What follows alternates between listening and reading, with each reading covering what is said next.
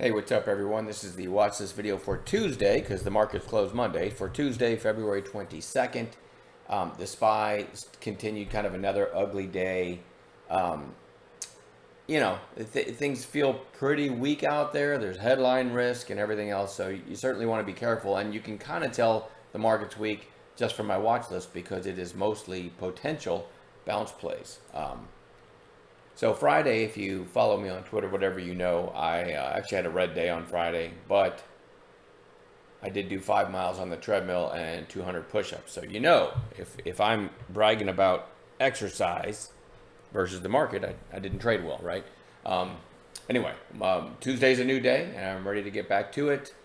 Let's see what we've got for the possible watch list. All right, UPST. Again, I talked about this on the video going into Friday, that there's nothing really that, you don't look at this chart and say, hey, this is a great price. If UPST gets here, I'm long, right? It's not near a breakout now. You had the gap up on earnings, then another gap up and two solid red days. I always try to look at every chart and say who's winning, right? Bulls or bears, longs or shorts, however you want to word it. And we're sitting right here. We're still sitting above like a couple months worth of trading, but everyone who is long from the last few days, last couple days since earnings, last few days actually, is underwater. Anyone who got involved here. So it's kind of tricky, but I actually am putting this on Bounce Watch because they did have good earnings. And you could argue maybe the market took it down the last couple days if the market finds some stability. To me, this is a good prospect for a potential turn back up. So that's why it's on watch. I don't love this one, TISI. Kind of the same looking chart. Nice little rally and then a few days lower. I don't like stocks around $1 though, so I doubt I'll do anything with it. So I'm going to keep moving. ISPO. As a day trader, I always want to put at least one of the recent crazy ones, although they're a lot more dangerous, right? But I want to put them on watch. So this one had this, what you could really call a stupid move from $14 to 108, and then you had a red day on much lower volume where it closed at 46. If you think about it, a few sessions ago, this was down near $10 or whatever. So even though it fell from 108 to 46, you still want to say, well, does it deserve to be at 46? And my answer is, I'm sure it doesn't, right? But as a day trader, if we get a setup, we might get a little intraday mini squeeze, so it goes on a chart. It's as simple as that. TWLO, they actually had good earnings, which was probably, a little over a week ago. February 10th, and it actually went up to $233.60. And in maybe 7 sessions since then, it's all the way down, at 158. So that is a great scenario for a potential snapback bounce, especially if the market finds some footing. All right, RBLX, kind of another one. It was a former high flyer back here, and then just got decimated. Tried to make a climb back up, came out with earnings, and got decimated again. But if we switch to 15-minute candles, there's the gap down day. It put in its high in the opening 15 minutes. The next day put in its high in the opening 15 minutes. And Friday. I'm making this on Sunday. Put in its high in the opening 15 minutes. So as always, even though this isn't really a clean looking setup, whenever I'm stalking something for a bounce play, I would like to see a narrow range and an afternoon high of day break. So obviously we didn't get that the last few days. So I'm putting it on Bounce Watch. Glance at the weekly chart. Yeah, so it's basically sitting at all-time lows. There's back to the daily. All right. AFRM, kind of the same scenario. Just really, really beaten up. And a couple weeks ago, it was at 83.57, and now it's down here in the 30s.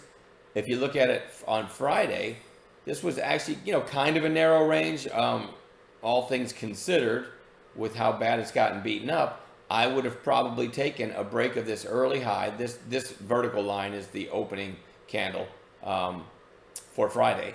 So then it put in its early high at 38.39. It started to kind of sneak up there.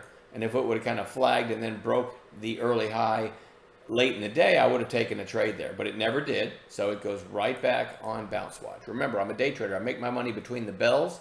So I'm just looking for, that's supposed to be Crocs, looking for potential stocks that could give me an A+ setup for a nice trade. It's as simple as that. Crocs was, and it shouldn't matter, but in mid-November, it was all the way back up $183 and has fallen from mid-November down to $79. So it's lost over $100 since then. If you scroll to the left, and I said this in the video going into Friday, it's got nice support. Again, around the 80 area, you could argue it fell all the way to 70 a few times, but I look at this area as support, and we're getting down there. We've gotten there in a hurry, right? Just 6-7 days ago, this was over 110. So there's a lot of charts, by the way, a lot of recent high flyers, a lot of the old big names that have just, because I scrolled through a lot of charts, and I do every night to make my videos. There are a lot of ugly charts out there, a lot of people probably in deep despair that have been holding stuff, holding some of the big names, holding some of the popular names, averaging down on the way down. And you can only average down till you run out of money, or you get a margin call or whatever, right? So I always say averaging down works great until it doesn't. And that's also why I make my money between the bells. I don't like having to average down and hope. I don't like holding and hoping, so I'm in cash every night. Anyway, this is also a good prospect for a potential bounce on Tuesday, right? I love the kind of quick, big fall into support, and it's on a company that we all know what it is. It's not some, random thing, right? SOS is very interesting to me, even though, again, I don't like stocks around $1. Let's see, this would have been Wednesday, popped up to basically 97 cents. On Friday, hit 97 cents again. Nice volume coming in. This might just rip through $1 one of these days. I definitely want to have it on a chart. And then lastly, not a very long list, SKYH. I said when I put up the ISPO chart a little bit ago that I like to have at least one of the recent crazy ones. Well, my mistake, I actually have two. I'm putting SKYH on watch as well. I actually gave the idea in chat, by the way, when it looked about like this, I typed in chat, I would love a second mouse through 12, preferably late in the day. I posted something like that with the high out of the intraday halt right at 12:51. I love this back through 12, thinking it could take that out. And I think within 5 minutes of me saying that, it went boom through 12 and halted. I did not get it. I know Nicholas got it. I don't know how many other people got it. And just think of that. If you grab that through 12, right after I mentioned it, got stuck in the halt, literally within trading minutes, because I don't want to count the time it was halted, within 5 trading minutes, you got a 12 to 14.53 if you sold on that. And then it even gapped higher, went almost 16 out of that second halt.